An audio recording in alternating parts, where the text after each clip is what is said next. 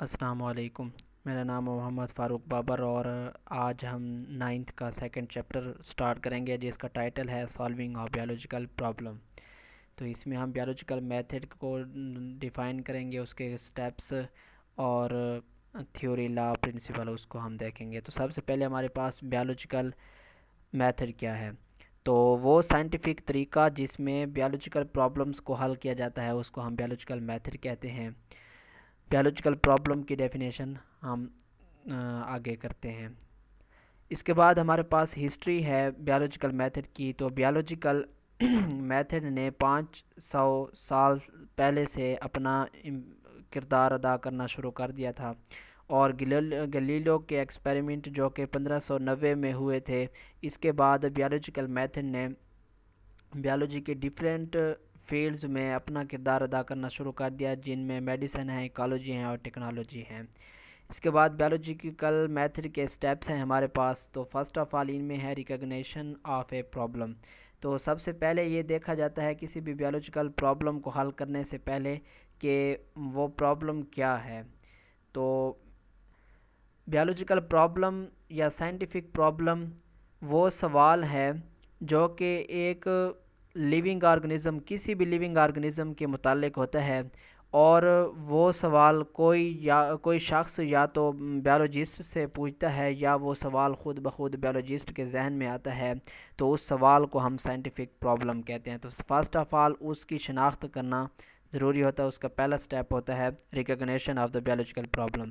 اس کے بعد دوسرے سٹیپ میں آبزرویشنز کیے جاتے ہیں، یعنی کہ مشاہدات کیے جاتے ہیں۔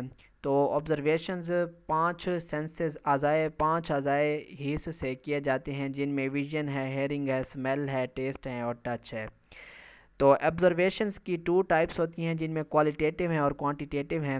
تو ان میں جو کوانٹیٹیو آبزرویشنز ہیں وہ مور امپورٹنٹ ہیں اور مور ایکوریٹ ہیں، کیونکہ ان کو ہم میئر کر سکتے ہیں، کیونکہ ہم ان کو ماپ سکتے ہیں اور ان کو ٹرم آف نمبرز میں ہم ریکارڈ بھی کر سکتے ہیں۔ تو اس وجہ سے ہمارے پاس جو کوانٹیٹیو آبزرویشنز ہوتے ہیں وہ زیادہ ایکوریٹ ہوتے ہیں بنسبت کوالٹیٹیو آبزرویشنز کے۔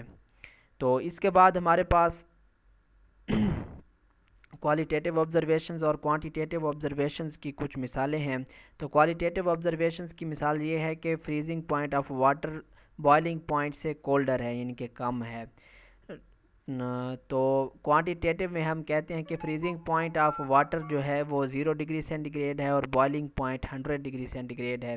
اسی طرح کوالٹیٹیو آبزرویشنز میں ہوتا ہے کہ لیٹر آف واٹر جو ہے لیٹر آف ایتھنول سے زیادہ ہیوی ہے، اور کوانٹیٹیو میں ہم کہتے ہیں کہ جو لیٹر آف واٹر ہے اس کا ویٹ 1000 گرام ہوتا ہے، اور لیٹر آف ایتھنول کا جو وزن ہوتا ہے وہ 789 گرامز ہوتا ہے۔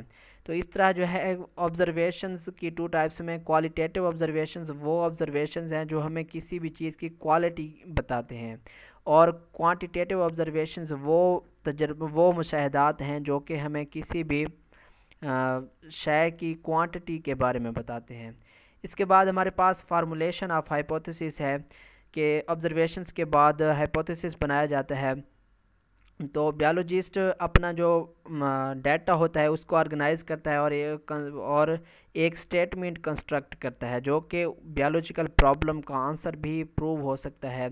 تو اس سٹیٹمنٹ کو ہم ہائپوتھیسس کہہ سکتے ہیں۔ تو tentative explanation of observations is called hypothesis. تو ہائپوتھیسس کو ہم ڈیفائن کر سکتے ہیں کہ یہ آبزرویشنز کی عارضی ایکسپلینیشن ہوتے ہیں۔ تو اس کے بعد ہمارے پاس جو ہائپوتھیسس ہم بناتے ہیں اس کی کچھ خصوصیات ہوتی ہیں۔ ان خصوصیات میں سب سے پہلے یہ ہے کہ یہ جنرل سٹیٹمنٹ ہونا چاہیے، یعنی کہ ہائپوتھیسس ایک عام سی سٹیٹمنٹ ہونا چاہیے۔ اس کے بعد یہ ٹینٹیٹیو آئیڈیا ہونا چاہیے۔ اس کے بعد یہ ہے کہ جو ہم نے آبزرویشنز یعنی مشاہدات کیے ہیں ان کو یہ ایگری کرتا ہو، یعنی کہ ان کے مطابق ہو، ان سے علیحدہ، ان سے ہٹ کرنا ہو۔ اس کے بعد یہ ہے کہ یہ ٹیسٹیبل ہو، اس پر تجربات کیے جا سکیں۔ اس کے بعد یہ ہے کہ اس کو ہم غلط بھی ثابت کر سکیں، اس پر تجربات کر کے اگر یہ غلط ہے تو ہم اس کو غلط بھی ثابت کر سکیں۔ تو اس فارمولیشن آف ہائپوتھیسس میں بہت احتیاط اور کریٹیو تھنکنگ کی ضرورت ہوتی ہے۔ اس کے بعد ہم ڈیڈکشن سے پڑھیں گے۔